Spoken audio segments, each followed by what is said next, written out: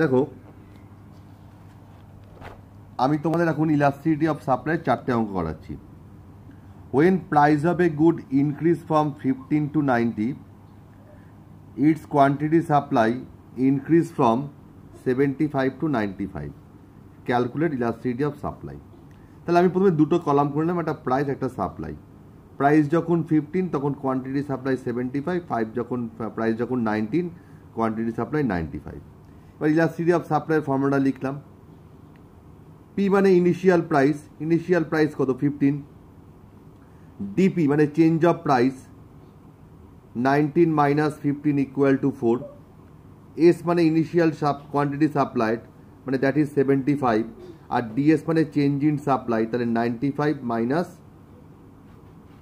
DS মানে change in supply 95 minus 75 equal to 20। এইভাবে ভ্যালুগুলো আমরা পুট করে ইলাস্টিসিটি অফ সাপ্লাইয়ের ভ্যালু কত পেলাম 1। নেক্সট অঙ্ক, price elasticity of supply is 4. Price falls from rupees 10 to rupees 8 and quantity supply falls by 400 unit. Calculate new quantity. একটু ভালো করে দেখো, এখানে কিন্তু আমার কোয়ান্টিটিটা বলে দেয়নি, কিন্তু কোয়ান্টিটি চেঞ্জ বলে দিয়েছে। তাহলে প্রাইস যখন 10 রুপিস 10, আমি অ্যাজাম্পশন করে নিলাম কোয়ান্টিটি সাপ্লাই হলো এ।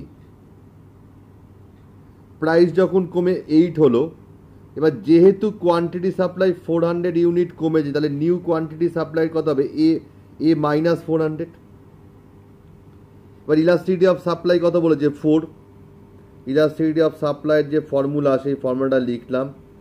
ডিএস মানে কি হবে চেঞ্জ ইন সাপ্লাই, মানে এ মাইনাস 400 মাইনাসে এ মাইনাস 400 মাইনাসে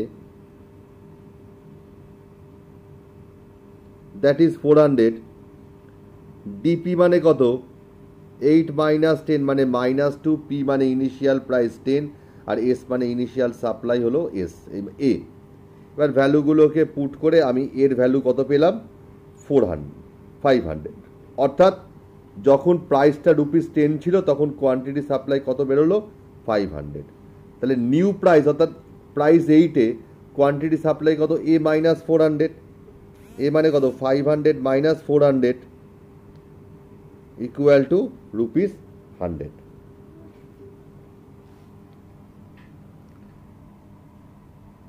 The quantity supply of a commodity at a price rupees 10, rupees 8 per unit is 50. Elasticity of supply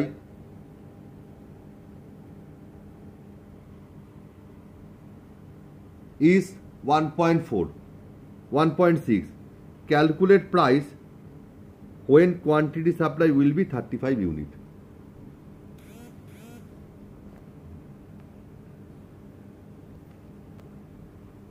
তাহলে আমি প্রথমে একটা টেবিল তৈরি করে নিলাম। প্রাইস যখন 8, সাপ্লাই 50, নতুন প্রাইসটাকে আমরা এ দ্বারা ইন্ডিকেট করলাম এবং তার রেসপেক্টে সাপ্লাই দাঁড়ালো 35। নতুন প্রাইসটাকে এ দ্বারা ইন্ডিকেট করলাম, তার রেসপেক্টে সাপ্লাই দাঁড়ালো 35। এবার ইলাস্টিসিটি অফ সাপ্লাই কত 1.6, ফর্মুলাটা বসালাম। এখানে দেখো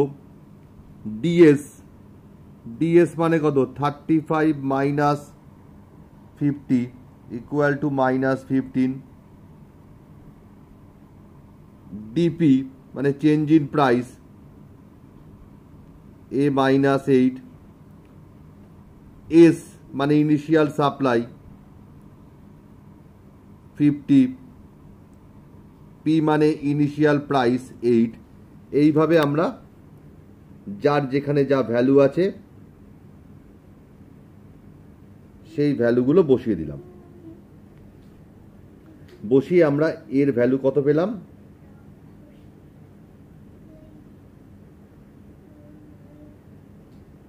দেখো 6.5। এর ভ্যালু কত পেলাম 6.5। তাহলে আমার নতুন প্রাইস কত হবে রুপিস 6.5। লাস্ট অঙ্কটা দেখো 10% rise in price of the commodity,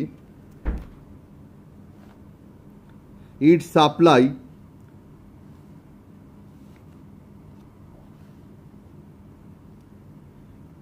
increase from, increase লিখতে ভুলে গেছি, increase from 200 unit to 225 unit, calculate E S অর্থাৎ ইলাস্টিসিটি অফ সাপ্লাই। তো ইলাস্টিসিটি অফ সাপ্লাই ফর্মুলা কি? Percentage change in supply divide by percentage change in price. এখানে পরিষ্কার percentage change in supply 10% বলে দিয়েছে, পার্সেন্টেজ চেঞ্জ ইন সাপ্লাই 10% বলে দিয়েছে। আর percentage change in প্রাইসটা দেখো আমি সাইডে বার করে নিচ্ছি। প্রাইস কত ছিল? 200, 200 ছিল প্রাইস, হয়েছে কত? 225। তাহলে প্রাইস বাড়লো কত? 25।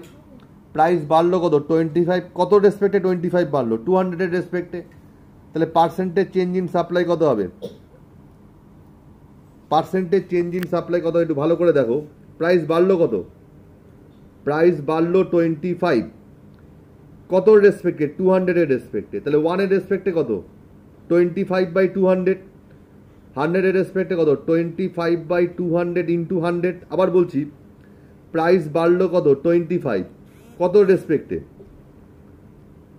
200 এর রেসপেক্টে। তাহলে 1 এর রেসপেক্টে কত? 25/200। তাহলে 100 এর রেসপেক্টে কত? 25/200 ইন্টু 100, মানে 12.5%। তাহলে এখানে দেখো পার্সেন্টে, এখানে কি বলে দেখো, পার্সেন্টেজ চেঞ্জ ইন সাপ্লাই পরিষ্কার অঙ্কের মধ্যে 10% বলে দিয়েছে। আর পার্সেন্টেজ চেঞ্জ ইন প্রাইস 12.5% বার করলাম। তাহলে আমার ভ্যালুটা কত দাঁড়ালো? একটু ক্যালকুলেশনটা একটু ভুল হয়ে গেছে, দাঁড়াও।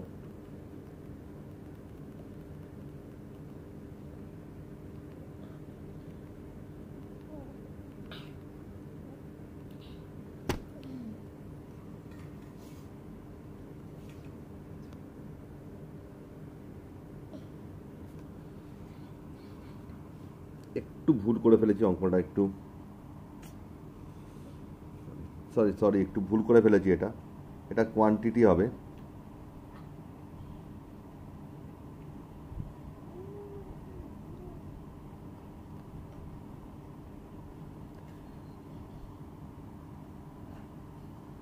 তাহলে পার্সেন্টেজ চেঞ্জ ইন সাপ্লাই এটা হবে হচ্ছিল 12.5। এটা ভুল করে ফেলেছি অঙ্কটা, উল্টো হয়েছে।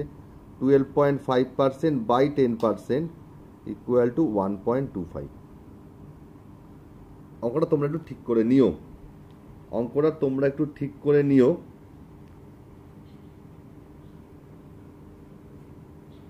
আজকে এই পর্যন্তই থাক, আমি নেক্সট উইকে আবার পরের চ্যাপ্টারটা ধরবো।